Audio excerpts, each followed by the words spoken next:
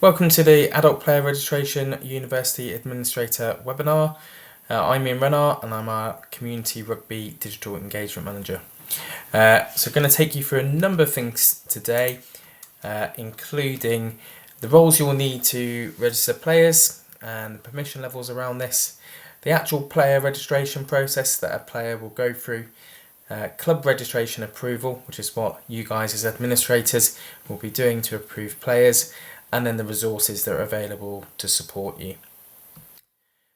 So first things first is within your organisation, and this is a test example here with the club, it's not a real example, but you will have a number of golden roles within your university which you need to ensure that the relevant people are associated to the relevant roles. If you're unsure of what roles need to be filled, then I urge you to contact the Student Rugby Football Union, who will provide some details around that for you. So first thing first is to check the people at your club and the key roles that they have at your university. The next bit is, within your university, there is a number of permission levels that you have, and they range from 0 to 5. 0 being a default permission level that everyone gets within GMS, and you can just see your own personal information, to level 5, which is best suited to key responsibility holders at the University Rugby Club, and they are usually assigned to the on-secretary or the data officer roles. The one that is really crucial for being able to register players is permission level of 3. So if you're an administrator at a university and you are registering players, you will need a permission level of 3 or 5. So you can have 5 if you've got 5. So if you wanted to see within your university who has current permission levels and what they are, the 9-grid iron on the top left hand corner of my screen there, if you click on that and select Organisation Admin on one of the modules that comes up, then you will see this page, and this page shows the security permission levels within your club. So I've just highlighted level 3 and 5 there, and level 3 obviously best suited to those registering players, and level 5 the key responsibility holders. And in this example it shows that in this club there is one user with level 5, and you can simply click on that and see who that is. So useful for you to have a look as universities.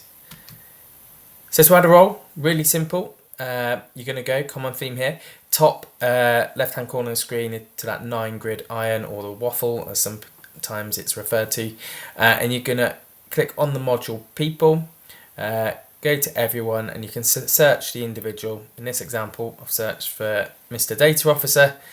I can then click on the roles associated to him, and I can then add role or view permissions on the right hand side there.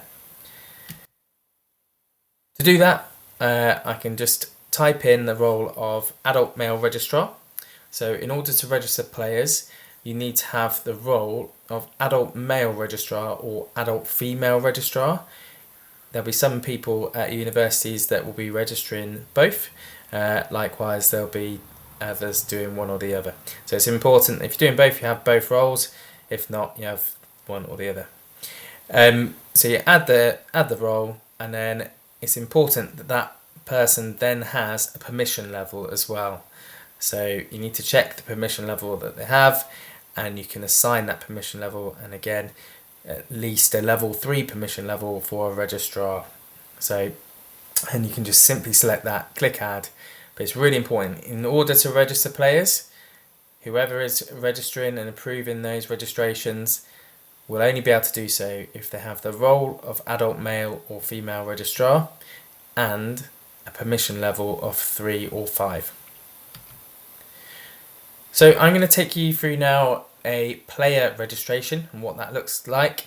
But before we go through that, the key thing to remember is, if a player's ever been registered to play rugby before in England, either in age grade rugby or has played in the first team in the league structure in England, then they will very likely, or they will have a GMS account already.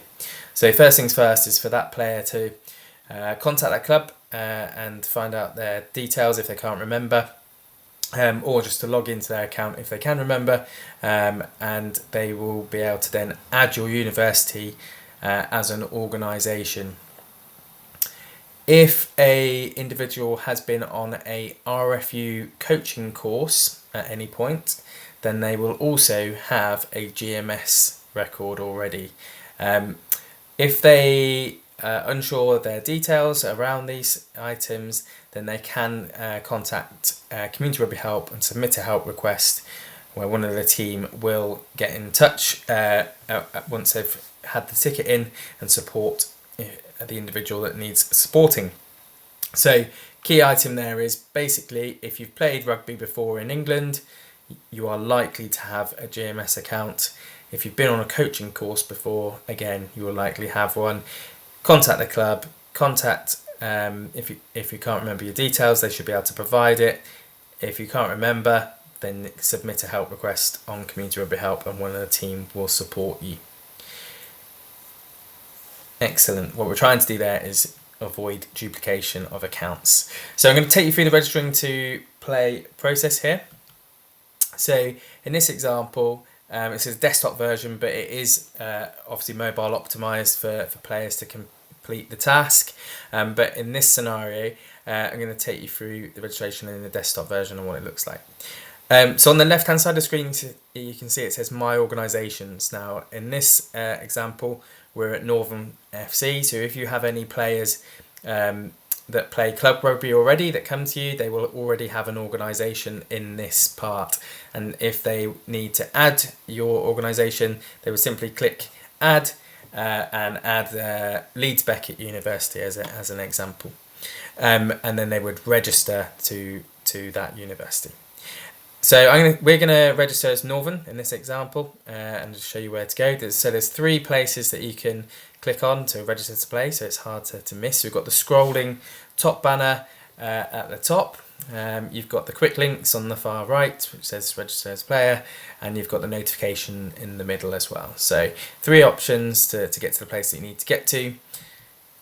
And then it's a simple form like you would do for anything really, except it's rugby specific. So if you're doing an online form like signing on for using the internet in a cafe, that type of thing, this is just a rugby version. So really simple. Put in your player details, position.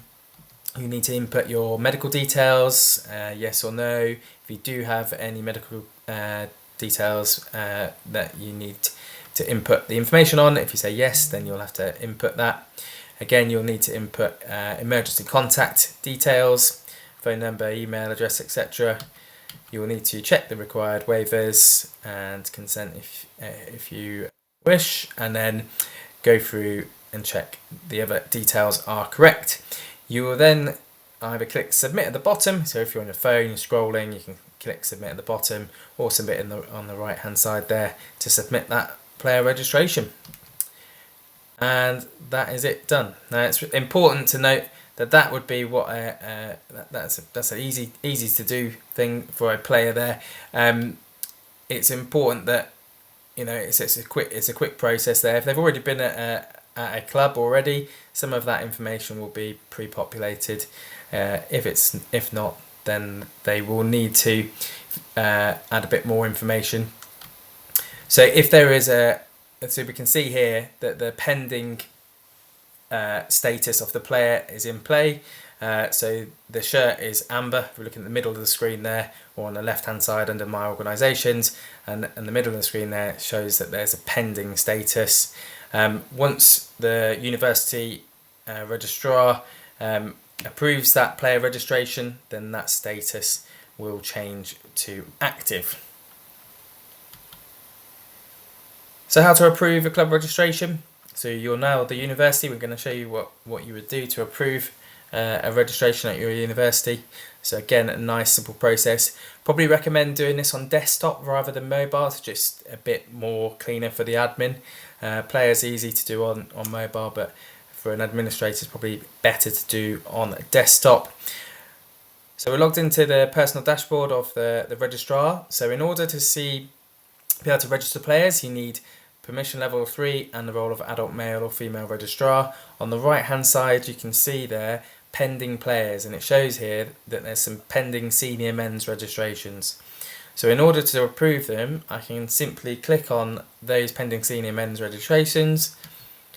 It takes me to the grid direct, which shows the player status of pending for 2 of those people there. Sammy Player was our player that we just registered, and we're going to approve that registration of that player.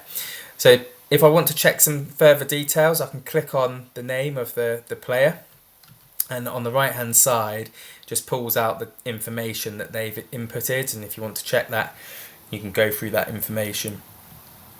You can also see any previous registrations that player has had at any clubs. So we want to approve these registrations. Now some of you might have 1 or 2 in there, you might have 20 in there. You can approve them all at once. It depends what you would prefer to do. So in this scenario you can select that player on the left by hitting the little tick box, and from there we can, on the right hand side you've got the option to approve or reject the registration, and in this case we'll obviously approve that registration. See, Sammy Player's disappeared there, and that player is now club registered at the club. We're now logged in back as Sammy Player, and you can see that he has an active player status there and a green shirt which shows he's good to go and registered to play at that club. So resources to support you guys, there are 3 main parts, and I'll show you a little bit more around these pieces. Let's talk through them now. So Community Rugby Help is our one-stop shop for support in terms of guides around tasks that you need to complete, or if you're having any technical GMS issues in logging in or knowing what your role or permission level is, then you can submit a help request and one of the team will get back to you and support you. What I'll do is I'll just show you what that looks like now. So we're on Community Rugby Help. Obviously lots of information on here around registration and all things rugby administration or queries. But if you need to submit a help request for a technical issue, it's at the top here. You can click that, choose a topic, input the information and submit it. It's really helpful if you can include as much detail as possible, including screenshots of the issue that you may have had, just to support the team to deal with your query effectively and efficiently, nice and quickly. So that's one place. Another good place for you guys to look at is our Platform for Rugby YouTube channel. So on here there's a special playlist for all you university rugby administrators, so worth checking this out because it's got all the key information for you. Now some of the videos here you'll see it looks slightly different to what is currently in GMS in terms of the colours, but the colours is it. The functionality is exactly the same. And we're working to update them, but for now they are as they are. So key things for you guys, how to change a golden role, permission levels and how they work, how to assign and remove a permission level, lots of transient nature of staffing within universities and who's responsible for clubs, especially as well with some students taking ownership of their university rugby clubs in committee roles. And again, some further information on what you need to do in terms of where to update the Rugby Safe and player welfare page, and then also with that transient nature of student rugby, how to remove individuals from your club so you can keep on top of who is actually within your club as a player at the university. So how to remove is quite important for you guys each year. And then again, how to approve your players' club registrations on GMS. The other bit that's worth looking at and being aware of is our adult player registration how-to video playlist. So on here it's got the key items that you could share with students. So how to register to play rugby at your club, how to approve your players' club registrations. So some key videos there to support your messaging. The other option that we also have is to access our GMS support trainer network. So we have a small team that look after and support clubs with GMS on various topics, adult player registration being one of them. So if you're really struggling, you can request a session with a support trainer, and details can be found if you type in GMS support trainer on Community Rugby Help. Thanks for listening. I'm sure if you do have any questions, do put them into your student rugby football union representative, who'll be able to support. Or again, if you're having technical questions, do put them into Community Rugby Help. Thanks for your time.